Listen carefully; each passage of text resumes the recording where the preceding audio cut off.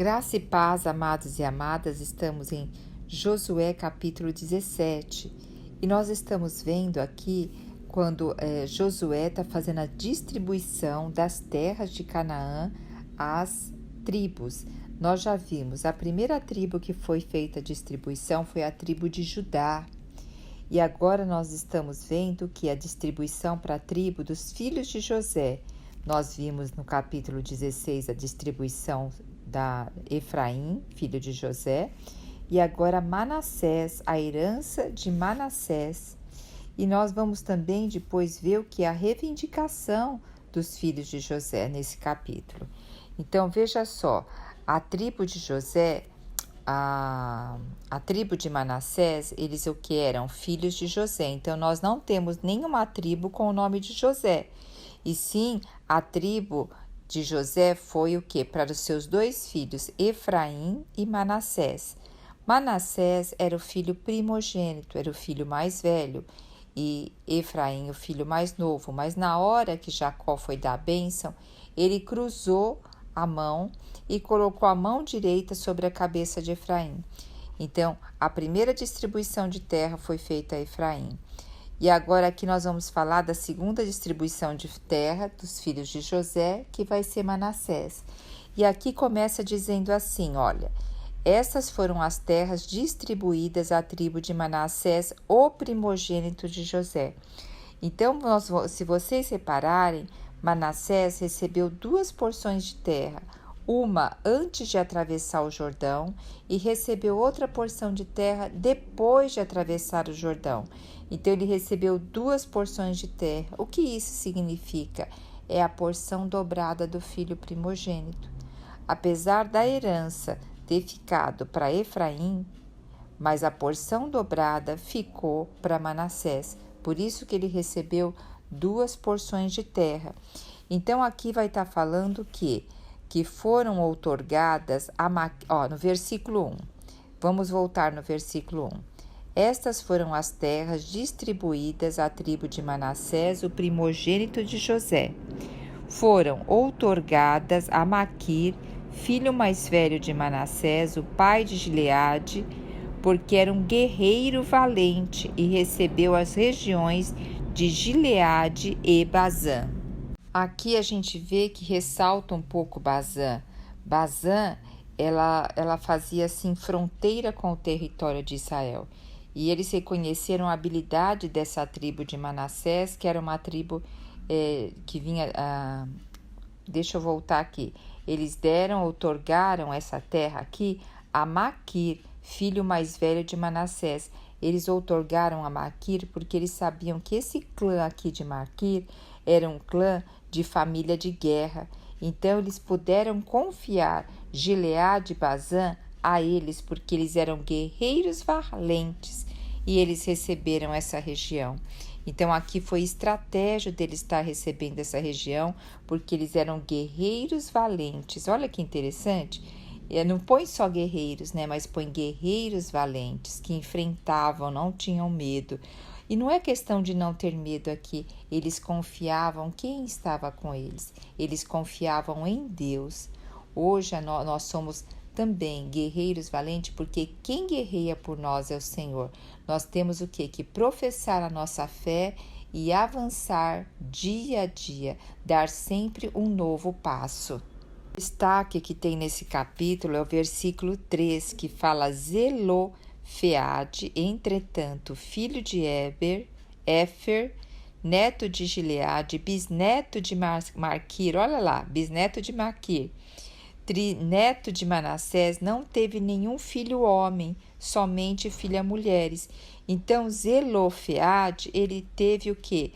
5 mulheres, ele teve filhas, Malaá, Noa, Roglá, Milca e Tirsa. Ele não teve filho homem e a herança passava para o filho homem. E essas 5 mulheres já tinham se apresentado lá a Moisés e solicitado a herança delas perante o seu pai, para que seu pai representasse no nome delas e elas pudessem ter herança ali na terra e o nome do pai não morresse. Então, naquela época, quando Moisés ali estava vivo, o que ele fez? Ele consultou o Senhor e o Senhor falou que elas estavam corretas e que a única exigência é que elas se casassem com homens ali do próprio clã, e assim elas casaram ali com os seus próprios primos. Para o quê? Para que a herança continuasse ali na tribo. Então, elas voltam aqui, se apresentam a Josué, filho de Num. Primeiro, olha, elas se apresentam perante o sacerdote, e ali na presença também de Josué e perante os líderes de Israel, e lembra eles sobre o que Moisés havia falado. E foi-lhe atendido a solicitação e dadas todas as terras, conforme a ordem do Senhor. Então, olha que interessante, elas já haviam falado anteriormente com Moisés, e elas foram aqui novamente falar com o sacerdote, com Josué, relembrar o que o Senhor tinha falado. Elas se posicionaram, elas não se importaram por ser mulheres aqui, mas elas se posicionaram porque elas queriam uma herança, elas queriam realmente ser herdeiras. E ali o que? Ter parte, que seu pai tivesse parte na promessa como herdeira. O Senhor, Ele ama quando nós nos aproximamos dEle e nós estamos focados no reino. Nós estamos focados na herança para dar prosseguimento à terra, a prosseguimento ao nome dele, ao nome do Senhor, ao nome do Pai. Assim como essas 5 moças, elas não queriam que o nome do Pai morresse porque não tinha filho homem, mas pelo contrário, elas queriam dar prosseguimento ao nome do Pai. Por isso que o Senhor fala, né? Quando a gente ora, a gente recebe. Quando a gente ora com o coração alinhado com o coração de Deus, aí o Senhor realmente, Ele olha para nós e nos atende, porque o nosso coração está alinhado com o coração dEle. Nós temos, o Senhor fala que Davi era o homem segundo o coração de Deus, porque Davi, ele ficava triste quando ele entrava no seu castelo, no seu palácio, e via que o Senhor habitava em tendas, e ele quis construir um local de habitação ao Senhor, que fosse esplendoroso. Então, ele quis dar um local de habitação do Senhor nessa terra. E hoje o Senhor quer um local de habitação no nosso coração. Ele quer que nós alinhemos a nossa oração com o quê? Com a herança dele nessa terra. Não com a herança simplesmente para nós usufruirmos das boas coisas. E muitas vezes o pouco que nós temos, a gente tem tanto medo de perder que fica apegado o nosso coração àquilo e não se faz nada nem para desfrutar, sabe? Então o Senhor não quer um coração nem apegado, nem com medo e nem um coração que queira só para si, mas sim para a herança, para fazer o nome do Senhor estabelecer aqui na terra.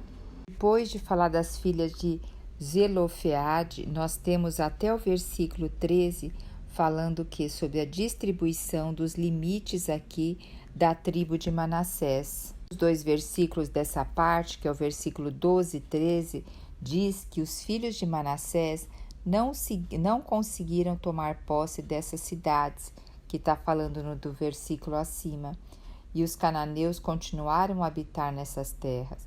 Lembra que nem todos eles haviam expulsado ainda da terra, mas o Senhor ordenou que já distribuísse eles na terra, e cada um que recebesse aquela porção de terra seria o responsável para expulsar aqueles dali da terra. O versículo 13 começa assim: contudo, olha só, contudo, quando os filhos de Israel se tornaram mais fortes, eles podiam que expulsar esses cananeus de lá. Mas o que eles fizeram? Eles pegaram esses cananeus e fizeram eles fazer trabalho forçado e não os expulsaram de todo. Então, isso muitas vezes revela a cobiça do coração do homem. Porque pegaram, em vez de expulsar eles, usaram o serviço deles. Mas o que aconteceu? Isso corrompeu o povo, porque esse povo tinha uma outra mentalidade, uma outra forma de pensar, outros costumes, outra forma de adorar, e adoravam outros deuses.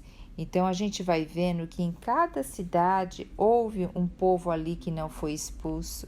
E esse pequeno povo ali, ele conseguiu ir contaminando aquilo que o Senhor tinha deixado de mandamento para eles.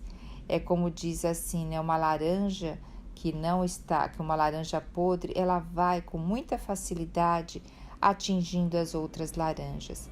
Então o Senhor, Ele sempre está pedindo para a gente prescrutar o nosso coração e ver se há algum caminho mal e que aquele caminho seja corrigido na presença do Pai. Por isso que todos os dias nós temos que renovar a nossa intimidade com Deus, temos que renovar. Aqueles que não renovam a sua intimidade com Deus, eles estão envelhecendo. Ah, não estou fazendo nada, então está envelhecendo. Porque é a natureza nossa, né? Assim como nós tomamos café da manhã, almoçamos e jantamos para alimentar o nosso corpo físico, nós precisamos alimentar o nosso corpo espiritual, o nosso espírito. E dessa forma, alimentando o nosso espírito, nós vamos fortalecer a tomada de decisões da nossa alma. Nós vamos levar sabedoria, discernimento e entendimento para a nossa alma. A nossa alma e o nosso corpo quer fugir das responsabilidades, quer falar de coisa menos, quer fugir das responsabilidades, mas quando nós temos intimidade com o Senhor nos leva para o centro de tomar o quê?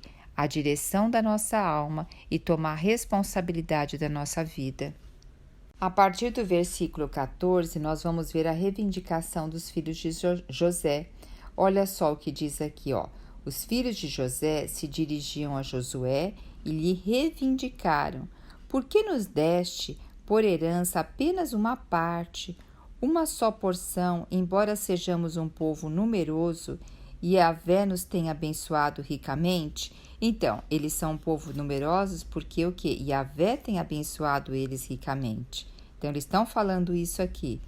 Aí orientou-lhe Josué: se tu és um povo numeroso e a região montanhosa de Efraim tem pouco espaço para as tuas famílias, sobe à floresta, toma uma parte das terras dos Pirineus e dos Refaíns. Refaíns também tinha aqueles homens que eram considerados maiores, né? Desmata e limpa o terreno segundo as tuas necessidades. Olha só, então Josué está falando, vocês são um povo numeroso e o Senhor tem abençoado vocês, então vocês têm essa floresta aqui para tomar parte dela, né? Aí olha o que eles respondem. Aos que os descendentes de Josué contestaram: os montes de Efraim não são suficientes para nós. Além disso, todos os cananeus que habitam nas planícies possuem carros de ferro, tanto os que vivem em Bet-Sean, Casa da Tranquilidade, que significa Casa da Tranquilidade, e em suas aldeias, como os que vivem no vale de Jezreel. Aí, quer dizer, eles estão dizendo assim, ó, nós somos povos numerosos, tudo, e abençoados por Deus, mas lá naqueles montes, tem um povo lá, que é um povo, ó, fera. Esse povo tem carro de ferro, eles vivem nessa cidade aqui, que é hiper forte, fortificada. Então, eles estavam dizendo assim, que eles não confiavam em Deus totalmente, que Deus poderia ser com eles para eles conquistarem essa terra. Josué foi firme aqui, olha, no versículo 17, Josué diz para eles assim: todavia, assegurou a tribo de José, tu és de fato um povo numeroso, e grande é a tua força. Tu não terás uma parte apenas, mas terás toda uma montanha. É verdade que é uma floresta, porém tu a desmatarás, e os seus limites mais distantes te pertencerão. Além disso, expulsará os cananeus, não obstante que eles possuem carros de ferro e sejam muito fortes. Então, o que ele está dizendo aqui? Vocês vão receber uma parte da floresta, só que vocês vão ter que desmatá-la, vocês vão ter que alargar ali para o que vão pertencer a vocês, e vocês vão ter que expulsar os cananeus dali, mesmo que eles sejam fortes e sejam muito numerosos. Então aqui está passando a responsabilidade para eles. Assim como a outras tribos também tinha que expulsar aqueles que estavam ali. Muitas vezes, muitas pessoas reproduzem hoje a atitude dos filhos aqui da parte de José. Aqueles que têm muita opinião exaltada sobre si mesmo costumam pensar que sua grandeza deveria ser reconhecida por Deus e pelos homens. Porque assim, olha, nós somos numerosos, nós somos abençoados, nós somos, entre aspas, filhos de José. Só faltaram assim, né? Falar, nós somos filhos de José. E quando isso não recebe isso que eles querem, vão crer que a outra pessoa que está errada.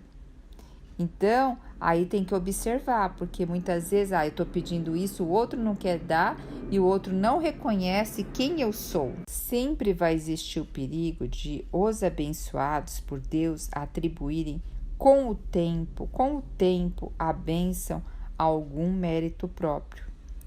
Então, nós temos que tomar muito cuidado. Muitas vezes se ora tanto para entrar num vestibular, se ora tanto para entrar num emprego, se ora tanto para entrar numa faculdade ou em alguma coisa.